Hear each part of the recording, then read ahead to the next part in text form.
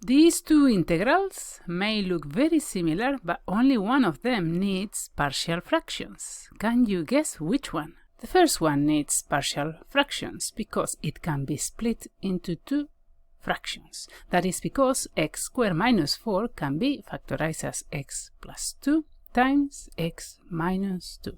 The numerator 1 equals a times x minus 2 plus b times x plus 2.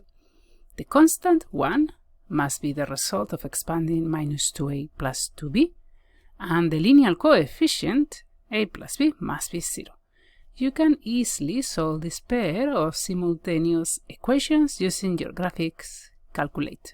I'll leave you with a video on how to do that here.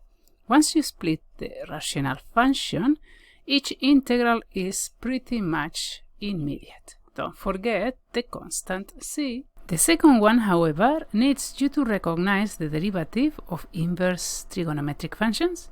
The trick is to rewrite the denominator as, attention, 4 times x squared over 4 plus 1. You now can take the 4 outside the integral, and now you may or may not recognize 1 over 1 plus the square of x over 2 as the derivative of inverse tangent of x over 2 plus c, of course. Two very similar looking integrals with two very different answers.